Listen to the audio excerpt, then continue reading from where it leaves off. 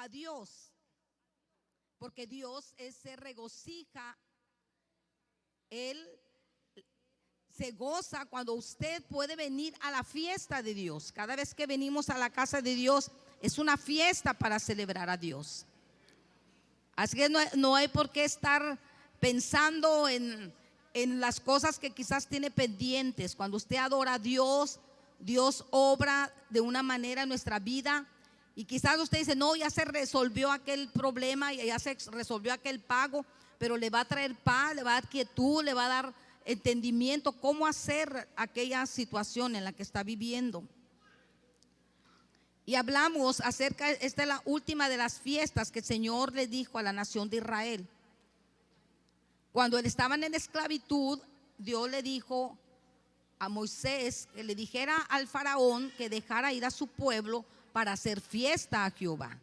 Y no iba a ser una fiesta, sino aquí ya vemos 7 fiestas. 7 fiestas que se están aquí señalando, y podemos ver que Dios le dio las fiestas para enseñar al pueblo judío.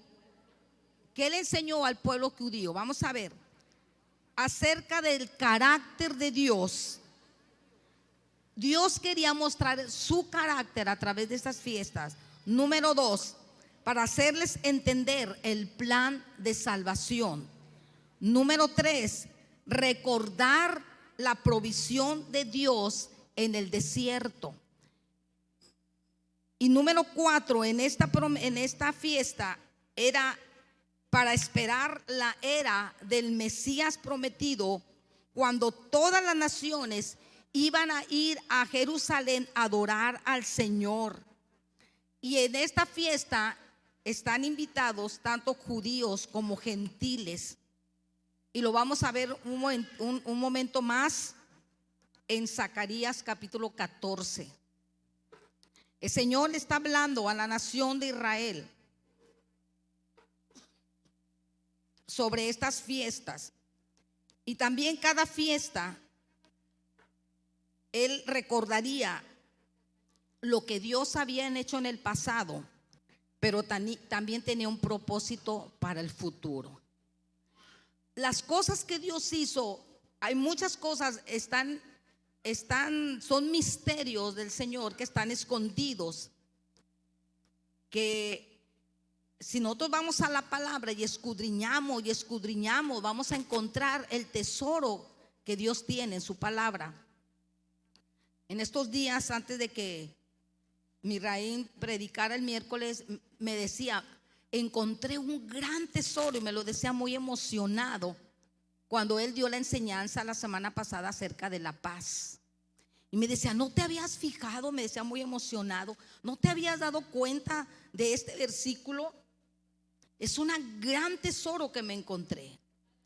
Y cuando él estaba la semana pasada hablando, se damos cuenta que como las fiestas, aún los días señalados, los meses señalados, tenían un objetivo espiritual de Dios. Y aquí nos habla acerca de los tabernáculos. Y él le dice que ellos iban a hacer, ¿y cuándo iba a ser? Cuando iban a tener la última cosecha del año. Y está hablando que iban a recoger el fruto de la tierra.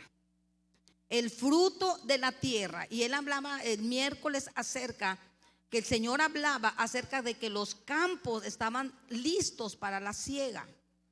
Y aquí están ya en la nación de Israel, tenían que celebrar al Señor, tenían que regocijarse, hacer fiesta a Jehová por esa cosecha que ellos habían recibido. Yo no sé si quizás muchas veces nosotros hemos perdido la sensibilidad de adorar a Dios, de celebrar a Dios, de agradecer a Dios por cada logro que Él nos permite. Quizás lo vemos como que ya deberíamos de haberlo obtenido, o que Dios tenía la obligación de darnos la bendición o la provisión que nosotros necesitábamos. Como a veces nuestros hijos naturales, Muchas veces ellos ven por sentado de que como padres tenemos la obligación de hacer ciertas cosas y han perdido ese corazón de gratitud, porque creen que los padres tienen obligación de darles casa, de darles calzado, de darles alimento, de darles techo, de darles escuela. Y luego a veces quieren todavía más cosas y se van siendo insensibles y van perdiendo la gratitud y nos vamos haciendo ingratos. Y así somos en el ámbito espiritual. Dios nos provee una cosa, nos da otra cosa y lo vemos como que Dios tiene la obligación y perdemos la sensibilidad de tener gratitud a Dios. Por eso al Señor le vas a decir: me vas a hacer una fiesta cuando tú recojas los frutos de la tierra y te vas a regocijar. Porque ¿qué sucede cuando hay una provisión de parte de Dios? Quizás no nos alegramos ni no le honramos a Dios, pero ¿qué sucede cuando hay un fracaso, cuando no logramos aquello que esperábamos? ¿Qué pasa en nuestra naturaleza? Nos molestamos, nos enojamos y a veces le reclamamos a Dios por qué no nos dio aquello que estábamos esperando. Perdemos la sensibilidad de la gratitud.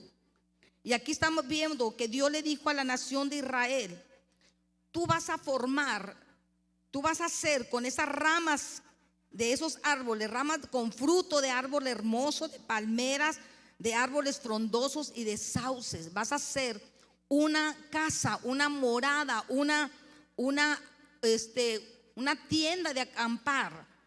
Si usted se da cuenta, ¿qué le podía proteger? ¿Qué protección daría esa cabaña? ¿Qué tanta seguridad, qué tanta protección podría haberles dado esa cabaña o ese lugar, ese tabernáculo en el desierto, hermano? ¿Cómo se sentiría usted si usted dice: yo tengo una casa y solamente le puse unos palos y le puse un techo y ahí voy a vivir y ahí voy a estar con mis hijos? ¿Usted no se sentiría tranquilo o no se sentiría que sus hijos tienen la protección porque vive en cierto lugar donde hay moscos, donde hay animales alrededor?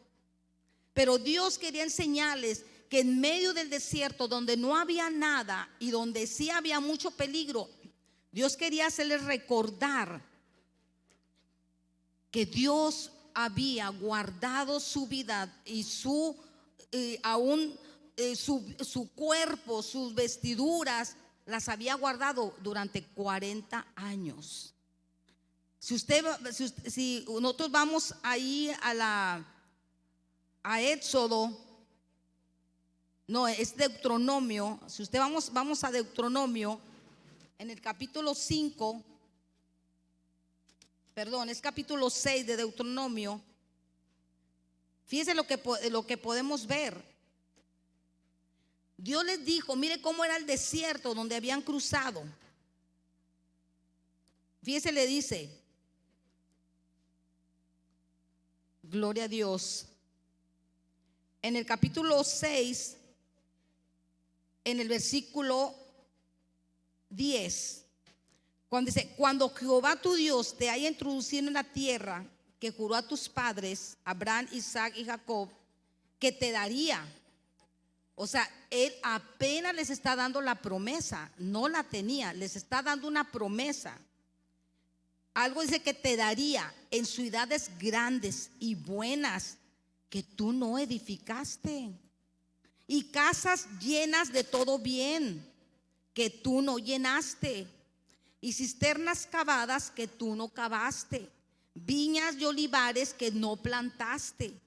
Y luego que comas y te sacies, cuídate, le dijo el Señor, de no olvidarte de Jehová, que te sacó de la tierra de casa de servidumbre. Él le dijo: acuérdate, yo te voy a dar, yo tengo una promesa de que tú vas a habitar en una tierra segura, donde tú vas a llegar, donde hay plantas, donde hay viñedos, donde va a haber cisternas, donde va a haber casas que tú no edificaste, que tú no plantaste. Pero ese Señor no sea que te sacies y te olvides, como lo dice en el capítulo, lo dice en el capítulo 8, vaya al 8, y les vuelve a decir: cuídate, en el 8:11, de no olvidarte de Jehová tu Dios, para cumplir sus mandamientos, sus decretos y sus estatutos que te ordenó hoy. No suceda que comas y te sacies y edifiques buenas casas en que habites, y tus vacas y ovejas se aumenten. Usted puede decir, eso fue en la nación de Israel, pero si vamos a nosotros, ¿qué Dios nos puede multiplicar o nos ha multiplicado? Dice: y la plata y el oro se te multipliquen, y todo lo que tuvieres se aumente. Y se enorgullezca tu corazón, y te olvides de Jehová tu Dios, que te sacó de tierra de Egipto, de casa de servidumbre, que te hizo caminar. Mire cómo era donde ellos vivían: por un desierto grande y espantoso, lleno de serpientes ardientes y de escorpiones y de sed, donde no había agua, y él te sacó agua de la roca del pedernal, que te sustentó con maná en el desierto, comida que tus padres no habían conocido, afligiéndote y probándote, para que a la postre hacerte bien. Y digas en tu corazón: mi poder y la fuerza de mi mano me han traído esta riqueza. Sino acuérdate de Jehová tu Dios, porque Él te da el poder para hacer las riquezas. Dios nos da el poder, hermano. Yo crecí en una iglesia donde era un tejabán. No sé si sería como 4x4 o 5x8, pero eran unos blocks, y eran unas tablas atravesadas, y la gente llegaba en camión, y los que más tenían llegaban en bicicleta. En esa iglesia yo crecí. No había piso, había tierra, pero Dios había dado una promesa, y Dios empezó a traer bendición y bendición y bendición, y la gente empezó a ser muy prosperada. Y yo lo recuerdo porque yo era una niña de 8 años, y mi papá era el único que tenía una camioneta, y se traía como 20 personas. Veníamos como sardinitas. Llevaba familias con los niños, y desde la colonia Independencia hasta allá por Ruiz Cortines y Antonio y Villarreal. Ahí crecí en esa iglesia 30 años. Pero vi la mano de Dios en toda esa gente, como Dios los empezó a bendecir y a prosperar grandemente. Cuando Dios nos trajo aquí era puro monte, y tenía polvo, tenía tierra, como decía la vez pasada Abby. Barríamos y se polveaba todo, nos polveábamos, salíamos cuando veníamos a hacer el aseo. O sea, Dios nos dice: acuérdate de dónde te saqué, cómo estabas antes. Y si es solamente en lo material, cómo estábamos espiritualmente, cómo veníamos espiritualmente. Así como la nación de Israel habían estado esclavizados. Y algo bien tremendo que dice la escritura, que la ropa que ellos tenían, dice en el 8:4: tu vestido nunca se envejeció sobre ti, ni el pie se te ha hinchado en estos 40 años. Fíjese lo que Dios hizo. La vestimenta, hermano, 40 años caminando. Por eso Dios les dijo: yo te voy a introducir, pero yo quiero que cuando ya estés en tu casa, cuando tengas ese lugar seguro, en esa tierra de promesa, tú me vas a celebrar y tú te vas a regocijar. Pero tú vas a hacer estas casas para que tus hijos, cuando vean, te digan tus hijos: ¿y qué es esto, papá? Y tú les vas a decir a tus hijos: así vivimos en el desierto durante 40 años. Era una manera de decir a los hijos, instruir a los hijos de dónde habían salido. Y eso el Señor le dijo: perpetuamente, o sea, siempre vas a tener esa celebración, no la vas a olvidar. Nosotros no debemos de olvidar dónde Dios nos sacó, lo que Dios hizo por nosotros, y decirle a nuestros hijos cómo vivíamos antes, lo que éramos antes sin Cristo. Por eso tenemos que celebrar al Señor regocijándonos, porque hace rato cantábamos de dónde Dios, de lo que el Señor nos perdonó, de ese pasado que nos perdonó. Y quizás no podríamos abrir totalmente el corazón de decirle a nuestros hijos los pecados que cometimos, porque como decía el canto, mi vergüenza me sepultó. Y quizás estamos todavía en el camino del Señor y todavía cometemos errores, porque seguimos cometiendo faltas y errores. Pero Dios nos hace recordar que hay perdón en Él cuando hay un corazón arrepentido. Aquí vemos a la nación de Israel sobre esta celebración de las cabañas, de esta celebración, perdón, de los tabernáculos. Pero más adelante Dios le dijo a la nación de Israel, le dijo a Moisés: Moisés, yo quiero que tú me hagas un tabernáculo, pero para mí. Y Dios le dio todas las instrucciones a Moisés sobre este tabernáculo. Y el Señor le dijo a Moisés en Éxodo 8 y 9, le dijo: y harán un santuario para mí, y habitaré en medio de ellos, conforme a todo lo que yo te mostré. El diseño del tabernáculo y el diseño de todos sus utensilios, así lo harás. Dios le pide después a Moisés que haga un tabernáculo y haya un lugar, porque Dios quería habitar entre la nación de Israel. Y después, en ese lugar que estaba separado en 3 partes, en el lugar santísimo, ahí estaban las tablas de la ley, el maná y la vara de Aarón. Era un recordatorio, y Dios ahí hablaba a través de los sacerdotes. Estaba la presencia de Dios, porque Dios anhela habitar, hermano, cerca de nosotros. Ahora tú y yo, este cuerpo, hermano, el apóstol Pablo dice que este cuerpo es un tabernáculo. ¿Y dónde lo dice? Ahí en Primera de Pedro, capítulo 2, en el versículo 4, donde le dice, donde dice el apóstol Pablo: acercaos a Él, ¿a quién? A Cristo, piedra viva, desechada ciertamente por los hombres, mas para Dios escogida y preciosa. Vosotros también, como piedras vivas, sed edificados como una casa espiritual. En otra versión dice como tabernáculo espiritual, sacerdocio santo, para ofrecer sacrificios espirituales aceptables a Dios por medio de Jesucristo. Él está hablando que nosotros somos esa casa espiritual donde Dios anhela habitar dentro de nosotros.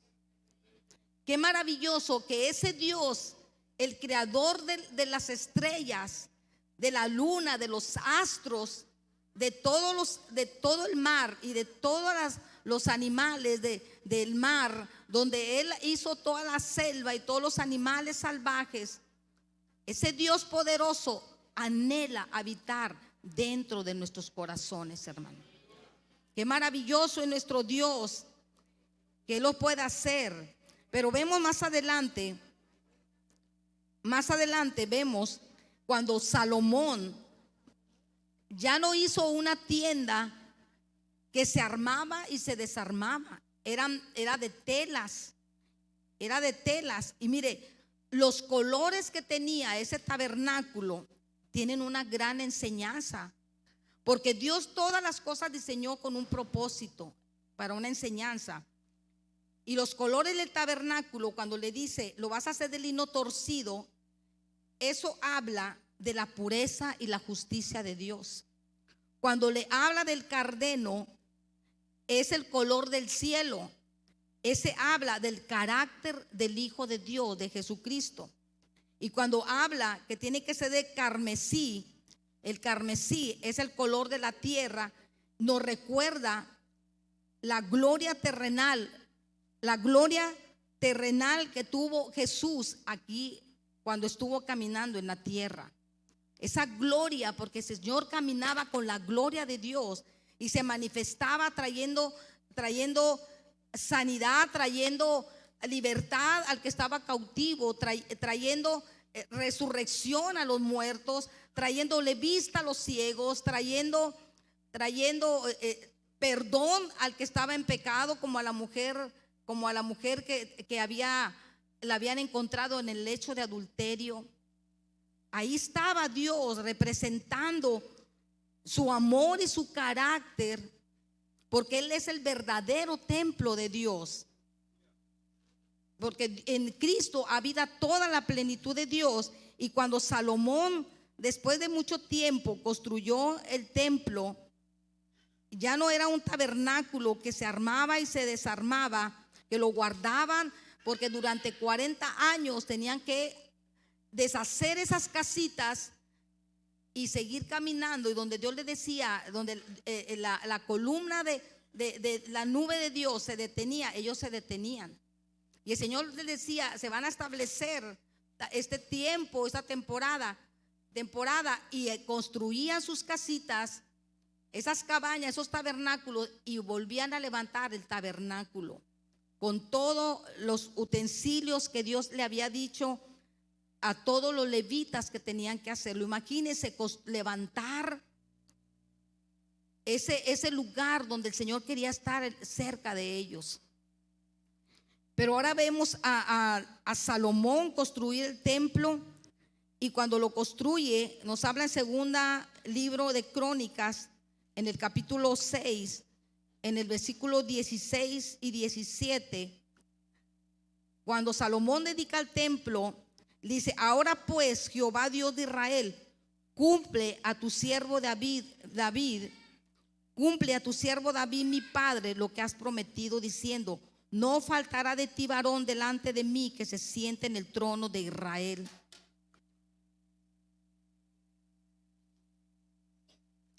Perdón, hermano, es capítulo 6, 32 y 33.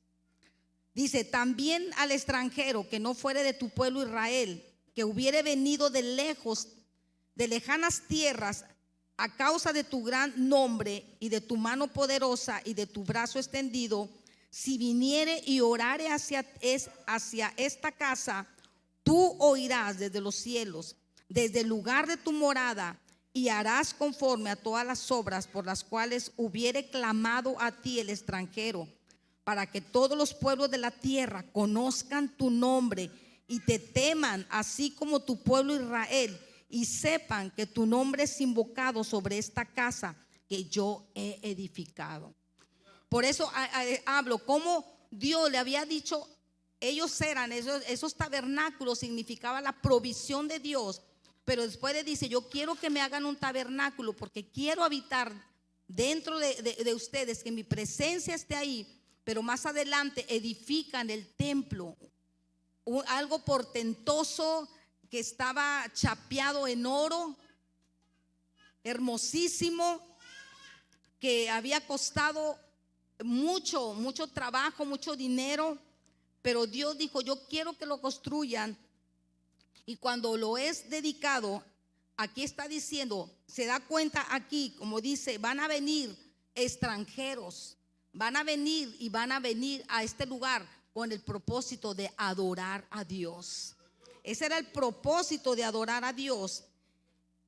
Y si nosotros vemos, hermano, una de esta profecía de los tabernáculos, hermano, esta profecía de esta fiesta, de que hijo es perpetua. La nación de Israel lo sigue celebrando, y ellos tienen esos tabernáculos, lo forman en su porche o en su azotea de la casa o en el patio de la casa. Y durante 7 días ahí entran a comer en esos tabernáculos. Y algunos ahí se quedan a dormir para recordar la provisión de Dios que tuvo hacia sus antepasados durante 40 años. Pero esta celebración, hermano, esta fiesta se va a volver a celebrar en el tiempo donde Jesucristo va a gobernar la tierra durante 1000 años. Y quizás usted puede decir, y porque muchas veces no hablamos de este tema, pero en el milenio, hermano, se va a celebrar esta fiesta. Y quizás no puede decir, bueno, ¿por qué habla del milenio? Ustedes saben que hay algunas personas que hablan constantemente del milenio. Y nosotros creemos en el milenio. Nosotros vamos, ¿por qué? Porque el Señor dijo que Él va a gobernar. Jesucristo va a venir a gobernar esta tierra. Esta tierra que ha sido gobernada con tanta injusticia y donde ha habido tanta maldad, tanta corrupción, el Señor va a venir y va a gobernar esta tierra. Y lo habla Zacarías capítulo 14. Esta profecía está por cumplirse, de que se va a seguir celebrando, hermano, esta celebración de los tabernáculos. Si usted ve el encabezado de Zacarías 14, dice Jerusalén y las naciones. Y luego dice, he aquí el día de Jehová viene, y en medio de ti serán repartidos tus despojos. Dice, porque yo reuniré a todas las naciones para combatir contra Jerusalén, y la ciudad será tomada. Hermano, en el último tiempo, que está muy cerca, todas las naciones entrarán para querer desaparecer del mapa a la nación de Israel. Hermanos, la nación de Israel se recorre en 8 horas. Usted puede ir a Israel y en 8 horas se acabó todo el país. Es muy pequeña la nación de Israel, es muy pequeñita. Imagínense, todas las naciones van a ir a combatir contra Jerusalén. Y luego va a haber una mortandad terrible, hermano. Pero algo muy poderoso va a suceder cuando esté en todo su fuerte apogeo de esta guerra contra la nación de Israel. El Señor va a aparecer, el Señor Jesucristo, dice en el versículo 4, y se afirmarán sus pies, el 3, después saldrá Jehová y peleará en aquellas naciones como peleó en el día de la batalla. ¿Usted cree que Dios va a querer que desaparezca la nación de Israel? ¿Que destruyan totalmente a la nación de Israel? Él mismo va a venir, hermano, a pelear contra todas las naciones que van a querer desaparecer a la nación de Israel. Y luego es el 4, y se afirmarán sus pies en aquel día sobre el monte de los olivos. Se sentarán sus pies como algo gigantesco, hermano, que dice que va a venir, pero no está hablando que el Señor va a venir como un gigante y va a hacerlo literalmente, no, hermano. Pero va a haber algo, un estruendo, hermano, que ese monte de los olivos se va a partir en 2. Imagínense un estruendo, hermano, que va a suceder. Por eso la nación de Israel, el día de hoy, ese monte de los olivos, ¿sabe qué es el monte de los olivos el día de hoy? Es un cementerio. Y la gente más rica y millonaria se sepulta en ese lugar. ¿Y sabe por qué? Porque ellos saben que esta promesa está por cumplirse, que el Señor va a venir y que va a poner sus pies sobre el monte de los olivos, y que los muertos que estén ahí van a resucitar, y que el Señor va a traer una gran salvación para la nación de Israel. Y luego dice que lo va a partir, a este monte lo va a partir, dice, y este monte se apartará al norte y la otra mitad hacia el sur. Y va a haber algo tremendo de lo que va a suceder, porque Dios va a traer salvación. Y luego dice en el 16, y todos los que sobrevivieren de las naciones, todos los que sobrevivieren de las naciones, porque quiere decir que va a haber una mortandad terrible, terrible. Y dice, subirán de año en año para adorar al Rey, a Jehová de los ejércitos, y a celebrar. ¿Qué van a celebrar? Fíjese lo que se va a celebrar, hermano. Año tras año se va a seguir celebrando en el tiempo cuando Jesucristo venga y gobierne sobre la tierra. Porque el Señor les había dado una promesa, que así como estaba en el tiempo del reinado de David, iba a ser era un reino de esplendor, de justicia, de bendición, de que cuando estaba gobernando el salmista David, nadie le pudo hacer frente. Él conquistó y venció a todas las naciones que estaban alrededor. Y el Señor le dijo, nunca va a faltar un rey que se siente. Por eso cuando el Señor iba a ir a los cielos, después de 40 días que estuvo con los discípulos dijeron, ¿cuándo restaurarás el reino? ¿Cuándo vas a restaurar? Y dijo, el tiempo y los sazones nada más mi Padre lo sabe. Pero eso se va a cumplir. No crean que Dios dice, pues no, pues ya se pasó el tiempo, pues ya pasaron muchos años, pues ya está pasando esto. No. Dios no se ha olvidado de esa promesa. Y Él va a cumplir esa promesa. Y Él va a gobernar. Y aquí dice, van a venir año tras año para adorar al Rey, a Jehová de los ejércitos, y a celebrar la fiesta de los tabernáculos. Y dice, y acontecerá que de los de las familias de la tierra que no subieren a Jerusalén para adorar al Rey, Jehová de los ejércitos, no vendrá sobre ellos lluvia. Así es que si la nación de aquí habla de que si la familia de Egipto no va a venir, no va a subir y no va a venir, sobre ellos no habrá lluvia.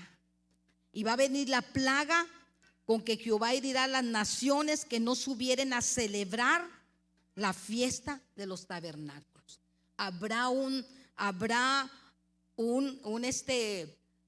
una advertencia de castigo de las naciones que no suban a celebrar la fiesta de los tabernáculos. ¿Y cuál era? Iban a ir a adorar a Dios.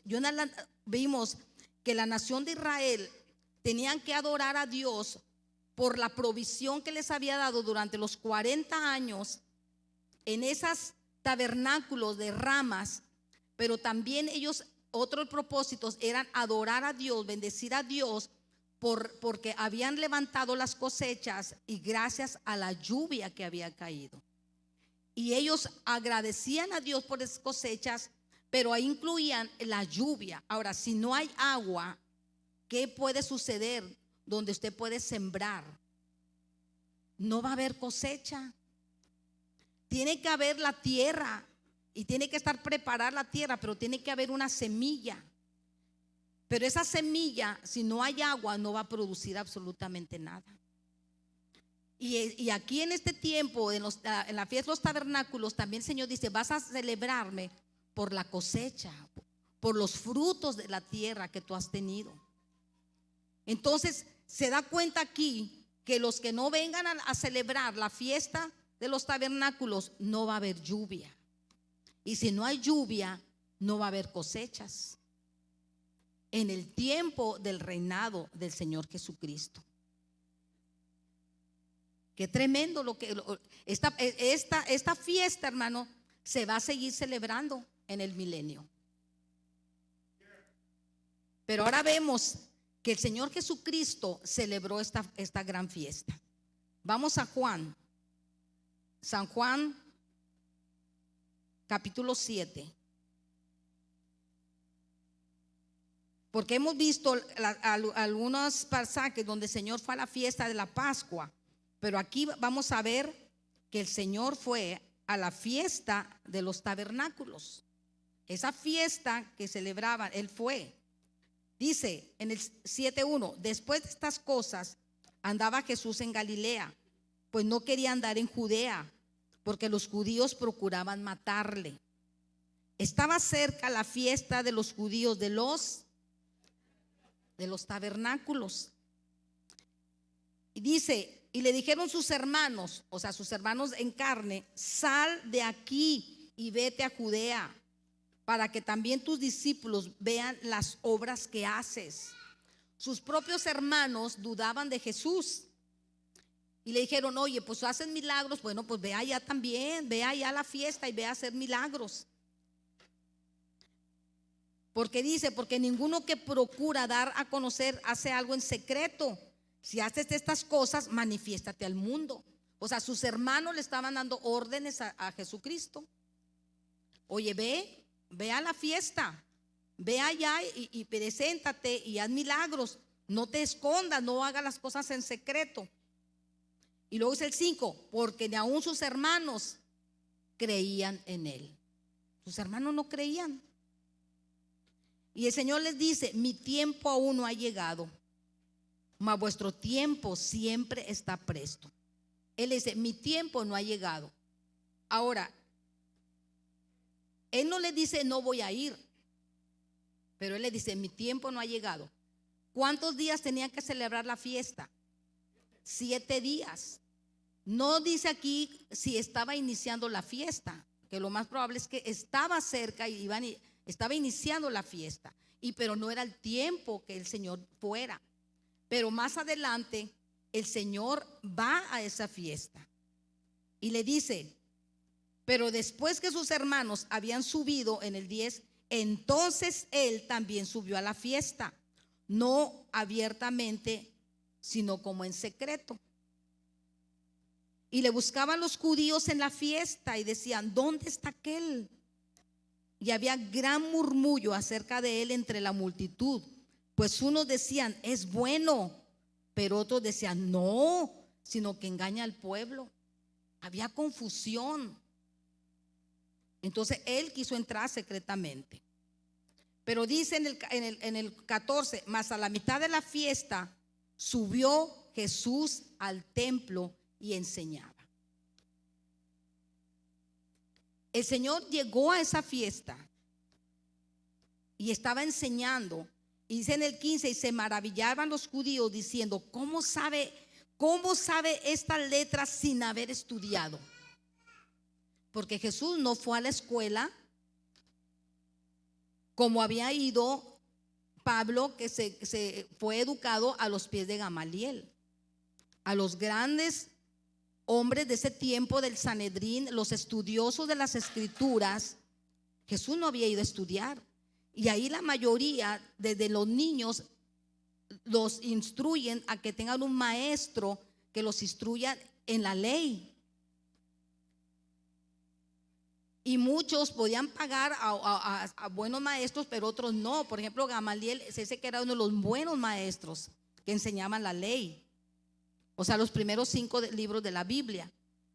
Quizás otros no podían pagar a Gamaliel, a que Gamaliel fuera su maestro. Pero Jesús dice: ni siquiera ha ido estudiado. Nunca lo habían visto en las escuelas de los rabinos. Quizás como alguien dijo: yo fui a la universidad, sí, ahí pasé, pero no estudió. Así dijeron: no, quizás había pasado por las escuelas de los rabinos, pero dice: este no ha estudiado. ¿Cómo sabe estas letras? ¿Cómo sabe todo lo que nos está enseñando? Y Jesús le responde y dice: mi doctrina no es mía, sino de aquel el que me envió. Oh, hermano, del Dios que sabe todo, del sabio de los sabios, inteligente. Ese Dios traía toda la palabra del Padre. Por eso dice: aquel que quiere hacer la voluntad de Dios conocerá si la doctrina es de Dios. Y si yo hablo por mi propia, o si yo hablo por mi propia cuenta. Dice que él estaba ahí y algunos lo estaban acusando. En el 20 dice, respondió la multitud y dijo: demonio tiene. ¿Quién procura matarte? Porque él había dicho, él sabía que lo estaban buscando para matarlo. Y cuando el Señor da a conocer dice: oye, ¿y quién te procura matar? Traían la piedra bien escondida, pero sí lo querían matar. Pero más adelante podemos ver al Señor, donde dice en el 30, entonces procuraban prenderle, pero ninguno le echó mano, porque aún no había llegado su hora. Querían matarlo, pero él le había dicho, no había llegado la hora. Él subió en el momento que Dios le dijo: tienes que subir al templo.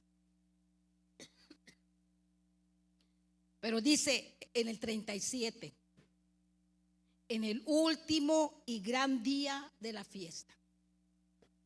El último día, quizás había llegado a mediación de la fiesta, pero en el último y gran día de la fiesta, Jesús se puso en pie y alzó la voz diciendo: si alguno tiene sed, venga a mí y beba. El que cree en mí, como dice la Escritura, de su interior correrán ríos de agua viva. Amén. Y cuando yo estaba viendo esto, hermano, nos remonta cuando en la fiesta de los tabernáculos, ellos tenían varios rituales durante esos días. Y en el último día de ese ritual de la fiesta de los tabernáculos, había como una procesión de gente que iba a adorar, iba a subir a Jerusalén adorando a Dios, cantando. Y el cántico que ellos entonaban, hermano, era el Salmo 118. No lo vamos a leer, tiene 29 versículos, el Salmo 118. Perdón, 118, pero era una acción de gracias por la salvación recibida de Jehová. Y el versículo 1 de Salmo 18 dice: alabad a Jehová porque Él es bueno, porque para siempre es su misericordia. Y lo dice: diga ahora Israel que para siempre es su misericordia. Diga ahora la casa de Aarón que para siempre es su misericordia. Digan ahora los que temen a Jehová que para siempre es su misericordia. Imagínense estos 29 versículos entonando. Dice que iban sacerdotes, iban músicos, iban flautistas subiendo hacia Jerusalén, cantando. Y dice que los sacerdotes, uno llevaba una jarra de oro y en esa jarra de oro llevaba vino, y otro iban el proceso hacia el templo en otra jarra de oro. Iban al estanque de Siloé y llenaban la jarra de agua. Y cuando tomaban el agua del estanque de Siloé, entonces iban en el proceso los sacerdotes y todos los cantores y los músicos adorando a Dios con este salmo. Y dice que cuando llegaban al templo, había un altar, y dice que había una tina había 2 tinas de plata, y en una tina se vaciaba todo el vino, que demostraba la gratitud a Dios por todos los frutos que ellos habían recibido. Y en ese tiempo uno de los frutos que habían ellos cosechado era la uva. Entonces de la uva preparaban el vino. Y dice que ellos, era una manera de agradecer a Dios, y vaciaban esa jarra de oro en esa tina de plata, y todos se regocijaban grandemente se regocijaban. Y dice que el otro sacerdote con la jarra de oro vaciaba el agua, agradeciendo a Dios por la lluvia que Él les había dado en esa temporada para poder levantar las cosechas de los frutos de la tierra. Y dice que era algo tan maravilloso y tan grandioso que la gente se regocijaba grandemente adorando a Dios, cantando a Dios por esa provisión que él había tenido. Por eso cuando el Señor, exactamente el último día, cuando ellos hacían ese ritual, ese día el Señor se levanta y él se levanta y se pone de pie y alza y dice: si alguno tenga sed, venga a mí y beba. Y dice que mientras se hacía el ritual, él estaba haciendo, sin duda el Señor estaba levantándose en pie, porque él no estaba, así como para tener fruto, necesitaban la lluvia, esa agua que refrescaba la semilla y daba fruto. Él estaba dando a entender que él era esa agua de vida en nuestros corazones, hermano, porque tú y yo, usted y yo no vamos a poder dar fruto si no estamos saciados con el Espíritu Santo dentro de nosotros.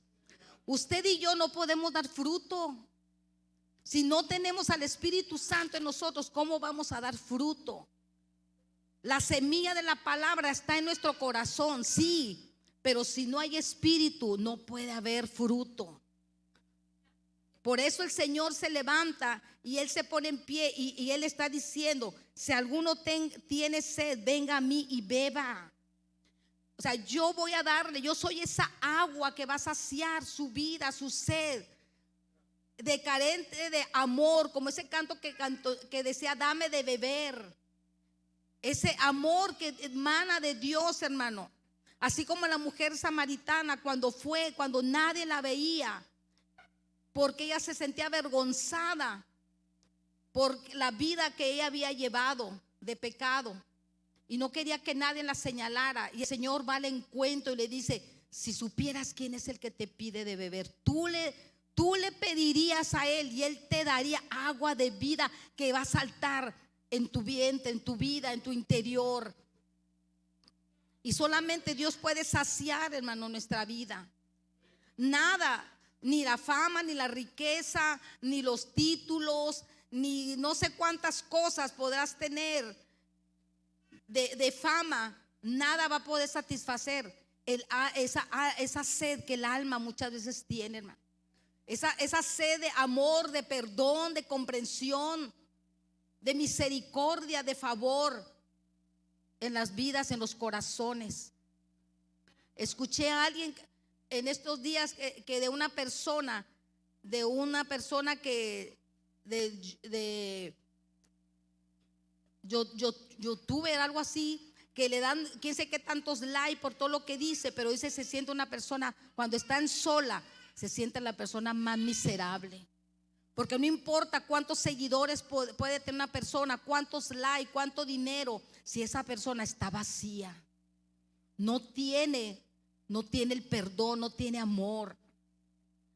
Por eso el Señor, él se estaba refiriendo a que esa agua es el Espíritu Santo. Esa es el Espíritu Santo el que la gente necesita, hermano. Tú y yo necesitamos al Espíritu Santo para poder dar fruto. Por eso dice en el versículo 39: esto dijo del Espíritu que habían de recibir los que creyesen en él, pues aún no había venido el Espíritu Santo, porque Jesús no había sido aún glorificado. ¿A qué se estaba refiriendo, hermano? Que iba a haber en su interior, iban a correr ríos de agua de vida. ¿A qué se refería? Al Espíritu Santo. Tú y yo necesitamos, hermano, pedirle al Señor que nos llene y nos sacie. Él es esa fuente de agua de vida. Que no seamos como la nación de Israel. La nación de Israel, dice, el Señor les reprochó y les dijo: ¿por qué me han dejado a mí, que soy fuente de agua de vida? Y se han cavado para ustedes cisternas y cisternas rotas que no detienen agua. Y eso quiere decir que nosotros queremos satisfacer nuestra vida, nuestras necesidades con cosas temporales. Las cosas temporales no van a saciar lo que solamente Dios puede saciar dentro de nuestro interior. Y aún el Señor está vigente el día de hoy, diciendo: el que tenga sed, venga a mí y beba. Yo les invito a que se ponga de pie en esta hora.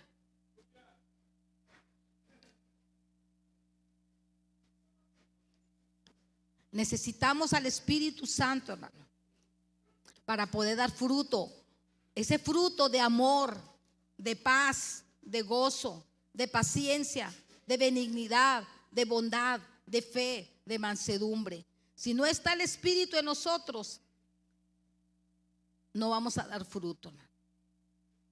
Todos los días, en todo momento necesitamos al Espíritu Santo dentro de nosotros. Yo lo necesito, yo no sé usted. Porque muchas veces no tenemos libertad de adorarlo, libertad de hacer la voluntad de Dios. ¿Sabe por qué? Porque estamos secos. No podemos hacer la voluntad del Padre, porque el Espíritu Santo no está dentro de nosotros.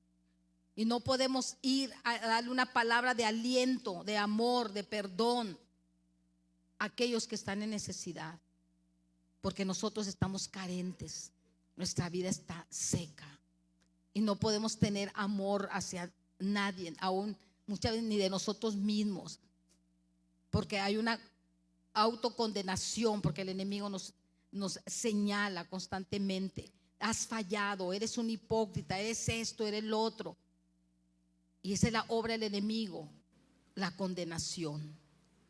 Pero aquí está Jesucristo diciendo: bebe del agua que yo te daré. Bebe de la presencia de Dios. Es el Espíritu Santo, hermano. A veces estamos tan apáticos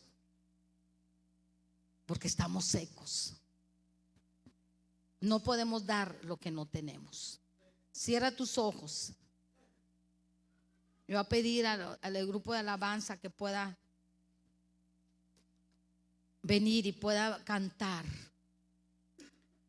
Si usted quiere venir adelante del Señor y decirle: Señor, yo quiero que haya en mí, Señor, esa fuente de agua de vida. Cuando yo pueda ver la necesidad de otro, yo pueda ir y saciar de esa sed, de ese amor, de ese perdón, de esa misericordia que otros necesitan. Ser ese instrumento y podamos venir, hermano, y regocijarnos en el Señor. Tenemos de tener un corazón agradecido a Dios. Venimos a este lugar a celebrar al Señor. Tenemos que venir a celebrar a nuestro Dios. Hay muchas razones por las cuales, dice un canto, hay tantas cosas por las que yo tengo que darle gracias a Dios. Me dio su amor, me dio su perdón, me dio sanidad, me dio la justicia. Dice: no habría cómo enumerarlas. Si tú dices: yo no quiero, si tú realmente necesitas ser saciado del Señor, Él te espera. Y si tú dices: yo no necesito, estoy lleno, adora a Dios. Tú tienes que reflejar ese regocijo y ese júbilo en tu vida, en tu corazón. Tiene que reflejarse que Dios está ahí, que tú le adoras a Dios por la provisión y por todo el amor que Él te ha dado. Aleluya, aleluya, maravilloso, Señor. Al pensar lo que has hecho en mí, cuán profundo. Aleluya, cuántas cosas ha hecho Dios para nosotros. Tú me amaste. Aleluya. Sin duda viste a mí. Maravilloso, Señor. Aquí estamos, Señor. Aquí estamos en esta tarde. Aquí estamos, Señor, delante de tu presencia, Señor. Si necesitamos ser llenos de ti, aquí estamos, Señor. Dame de beber, Señor. Dame de esa agua que salte en mi vida. Ese es tu Espíritu Santo, Señor. La fuente de todo. Tú eres esa fuente, Señor, de todo El poder. agua que sacia mi sed. Aleluya. Tu inagotable amor. Inagotable, inagotable. límite el amor de Dios. Aleluya. Nunca podré imaginar. Adóralo ahí en tu lugar, adórale con todo tu corazón, con regocijo, con alegría. Adora al Señor. Es inagotable el amor del Señor. Aleluya. Maravilloso Señor. Al pensar lo que has hecho en mí. Piense lo que Dios ha hecho. No olvidemos lo que Dios ha hecho. No, el Señor dijo a la nación de Israel: no te olvides, no te olvides.